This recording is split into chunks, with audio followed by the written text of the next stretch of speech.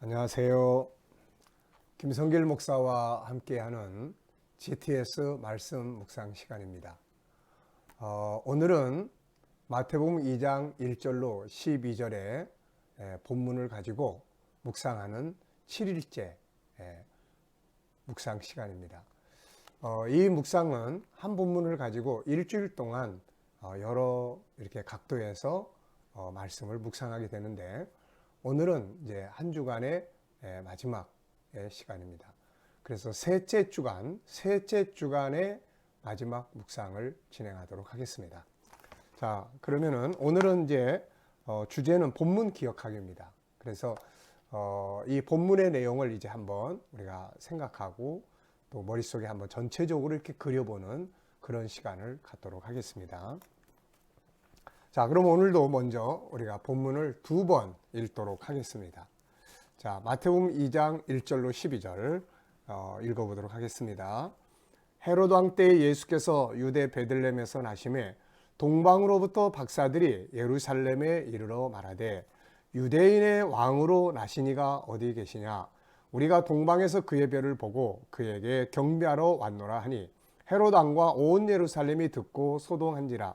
왕이 모든 대제사장과 백성의 서기관들을 모아 그리스도가 어디서 나겠느냐 물으니, 이르되 유대 베들레헴이오니 이는 선지자로 이렇게 기록된 바, 또 유대 땅 베들레헴아 너는 유대 고을 중에서 가장 작지 아니하도다. 내게서 한 다스리는 자가 나와서 내 백성 이스라엘의 목자가 되리라 하였음이니이다. 이에 헤롯이 가만히 박사들을 불러 별이 나타난 때를 자세히 묻고 베들레헴으로 보내며 이르되, 가서 아기에 대하여 자세히 알아보고 찾거든 내게 고하여 나도 가서 그에게 경배하게 하라. 박사들이 왕의 말을 듣고 갈새 동방에서 보던 그 별이 문득 앞서 인도하여 가다가 아기 있는 곳 위에 머물러 서 있는지라. 그들이 별을 보고 매우 크게 기뻐하더라. 집에 들어가 아기와 그의 어머니 마리아와 함께 있는 것을 보고 엎드려 아기께 경배하고 보배합을 열어 황금과 유향과 모략을 예물로 드리니라. 그들은 꿈에 헤롯에게로 돌아가지 말라 지시하심을 받아 다른 길로 고국에 돌아가니라. 아멘. 자, 한번 다시 보겠습니다. 헤롯 왕 때에 예수께서 유대 베들레헴에서 나심에 동방으로부터 박사들이 예루살렘에 이르러 말하되, 유대인의 왕으로 나시니가 어디 계시냐? 우리가 동방에서 그의 별을 보고 그에게 경배하러 왔노라 하니, 헤롯 왕과 온 예루살렘이 듣고 소동한지라.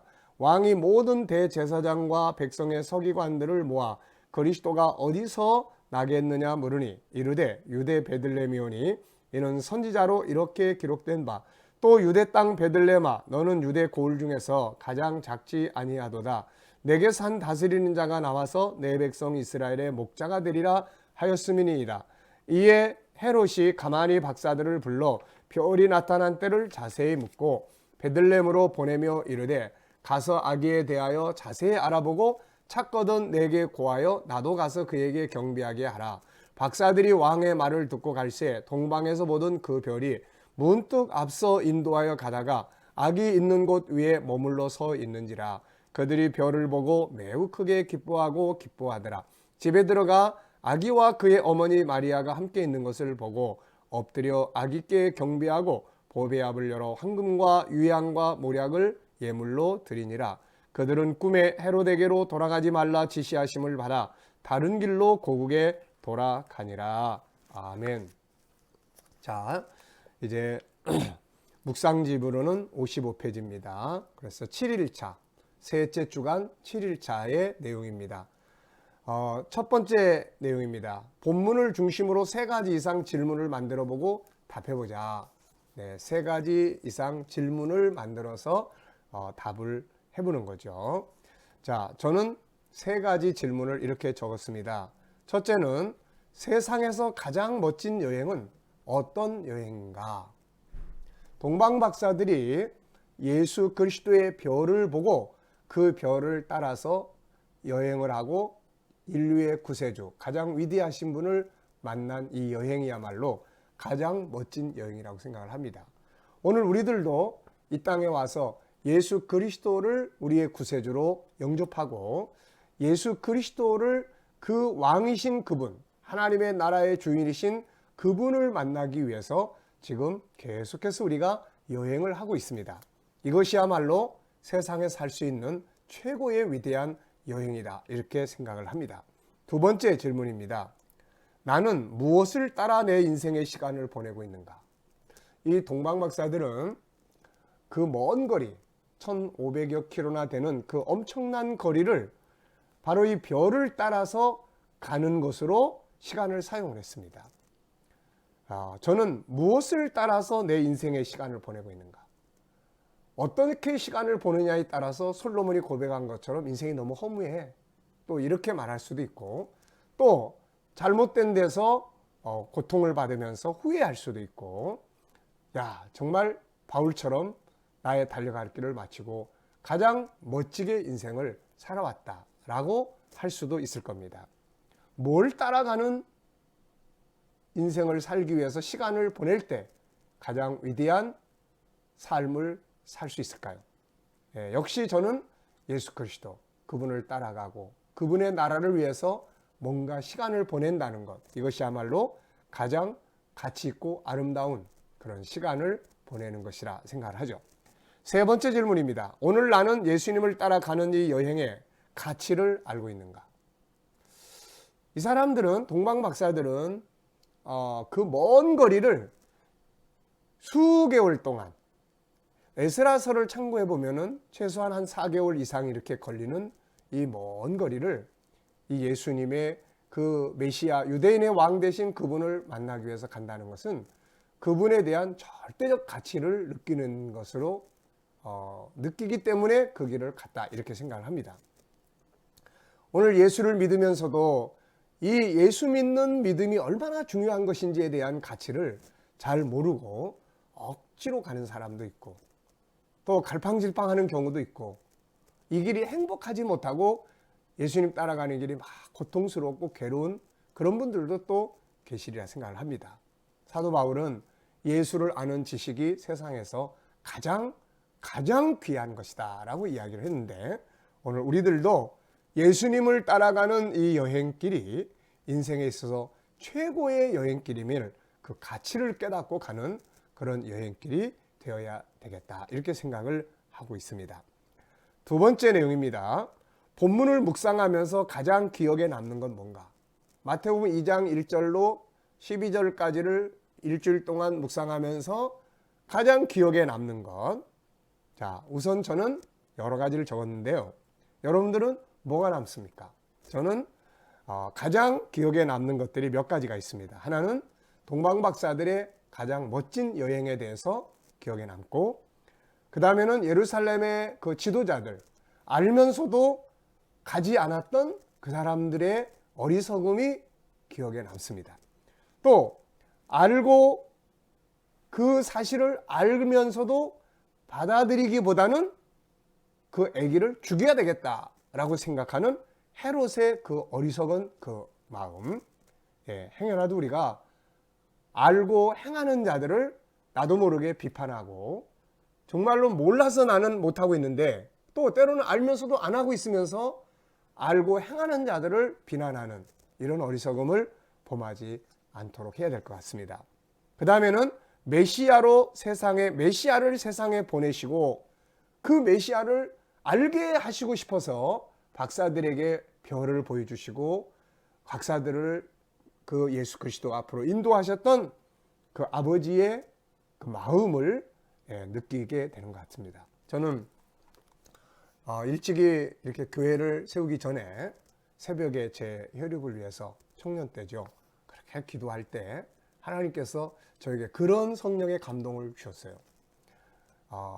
너는 내 혈육 하나를 위해서 이렇게 눈물로 기도하는데 지금도 이 지구상에는 수많은 영혼들이 지옥불 속으로 들어가고 있다. 이것을 보는 내 마음이 어떠한지 한 번이라도 생각을 해봤느냐. 저는 그때 하나님의 마음이라는 것을 이렇게 조금 느껴본 일이 있습니다. 그런데 그 뒤에 이렇게 성경을 쭉 연구하고 읽어보면서 세상에 메시아, 인류의 구세주를 사람들이 알기를 바라시는, 그래서 구원받기를 바라시는, 그게 디모데전서 2장 4절이 하나님은 모든 사람이 구원에 이르기를 원하시는 그 마음이 라고 생각을 합니다. 그래서 그 아버지의 사랑에 대한 모든 사람들이 이 메시아를 알기를 바라는 이 마음을 적어봤습니다. 자, 세 번째 내용은 한 주간 동안 지나오면서 예수님과 관계된 나의 이야기 적어보기. 우선 묵상 속에서 예수님과의 만남, 그리고 그분을 느끼는 이런 시간이 저에게는 아주 소중한 은혜의 시간이었던 것 같고요. 또 하나님 말씀을 알면서 실행을 해야 될까 말아야 될까 하는 그런 갈등 속에 있다가, 그래, 주님 어떻게 할까요? 주님이라면 어떻게 할까요? 생각을 하면서 실행에 옮겼던 이런 부분들이 저에게는 한 주간 그분과 관계 속에서 살아온 좋은 은혜의 시간이었던 것 같습니다. 자, 이 시간에는 본문 전체를 한번 묵상해 보기. 자, 우리가 2장 1절부터 12절까지를 한번 이렇게 머릿속으로 이 소리내서 한번 그러니까 이야기를 해보겠습니다. 우리가 이 묵상의 특징은 한 본문을 일주일 동안 여러 각도에서 보고 분석을 하다 보니까 본문의 내용이 문자 하나하나를 그대로 다 기억에 담을 수는 없지만 내용의 흐름은 그대로 다 기억에 남는 것 같습니다. 자, 우선 2장 1절부터 보면 헤롯 왕 때에 예수께서 유대 베들레헴에서 나시니 동방의 박사들이 예루살렘으로 와서 그 사실을 물었습니다.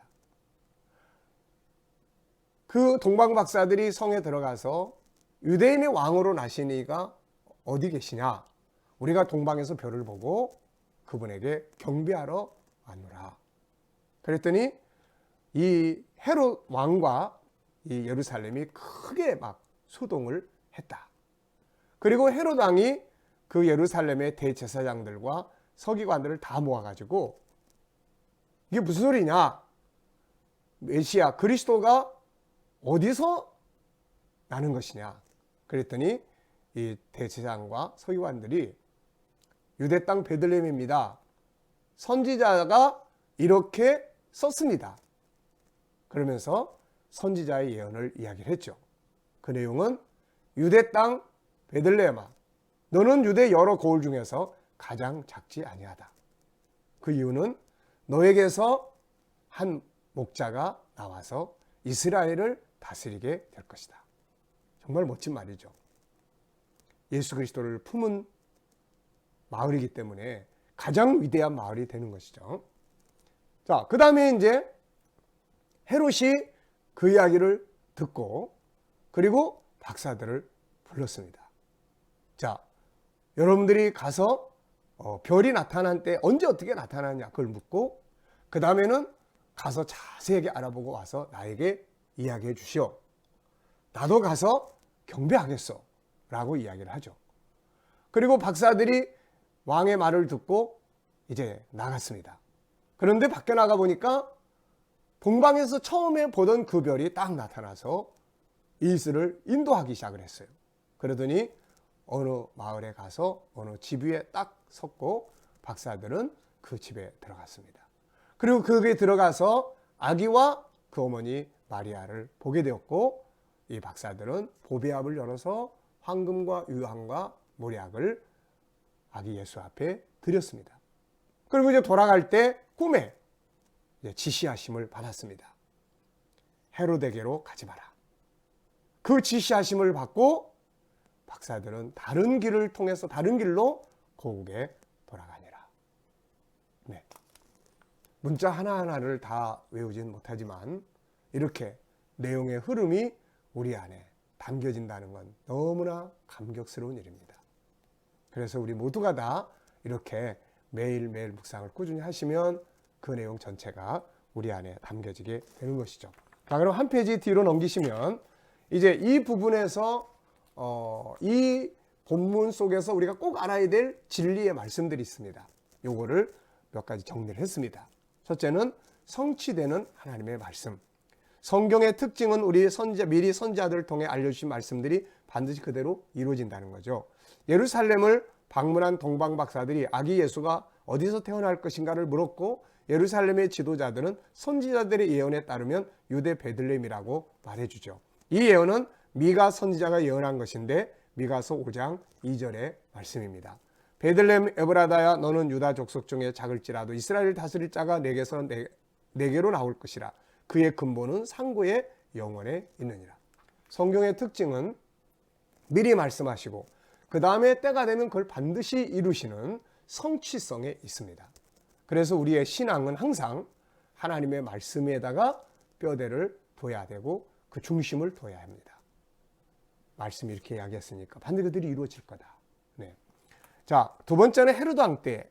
이것은 역사적 사실이라는 거죠. 예수님이 우연히 오신 것이 아니라 어쩌다 오신 것이 아니라 역사적으로 확실한 역사 속에서 오셨다는 걸 설명하기 위해서 이 마태는 헤로드 왕 때라는 말을 적었습니다. 헤로드 왕은 정통 유대인이 아니라 본래 에서의 후손인 이두메 사람 안티파터의 아들로서 이 이두메는 에돔 족속을 말해요. 에서의 후손입니다.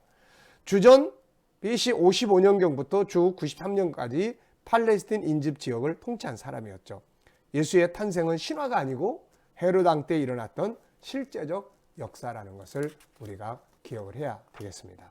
자, 그러면 오늘 우리가 이 본문을 중심으로 해서 함께 기도하면서 한 주간의 묵상 그리고 오늘의 묵상을 마치겠습니다. 그리고 내일부터는 이제 이 책 1권의 넷째 주간의 내용을 우리가 묵상하도록 하겠습니다. 함께 기도하겠습니다. 주님 감사합니다. 동방 박사들이 예수 그리스도를 만나기 위한 이 긴 여행을 했습니다. 헛되지 않고 가장 위대한 여행을 출발했던 이 사람들처럼 저희들이 이 땅에 와서 주님을 믿게 하시고 예수 그리스도를 만나게 하시며 이제는 주님을 왕 대신 우리 주님의 재림하시는 주님, 하나님의 나라에 우리를 기다리시는 주님을 만나기 위한 여행길을 우리도 갈 수 있게 하신 거 감사합니다. 이 여행길에서 낙오되지 않게 하시고 아무리 힘들어도 이탈하지 않게 하여 주옵소서. 주님, 오늘도 우리의 자녀들과 우리 가족, 친척들 중에 믿지 않는 사람들 다 주께로 속히 돌아오게 하여 주옵소서. 이 나라와 민족을 지도하는 지도자들 위해 올바른 판단력과 지혜를 주셔서 이 나라를 바른 길로 이끌어가게 하시고 또 세계 곳곳에서 선교하며 수고하는 선교사님들의 가정과 저희들의 사역의 현장에 은혜 베풀어 주시옵소서. 주님, 또 저희들이 북한 땅에 있는 교회들을 위해 항상 기도합니다. 그 성도들 믿음 잘 지킬 수 있게 하시고 어느 때인가 저들에게도 자유하는 날이 속히 오게 하여 주시옵소서. 오늘도 우리가 이 말씀의 묵상을 가지고 하루를 살아가며 하나님께 영광 돌리고 살아가는 우리 모든 성도들의 현장 속에 하나님의 풍성한 은혜가 함께하여 주시옵소서. 감사하며 예수님의 이름으로 기도하옵나이다.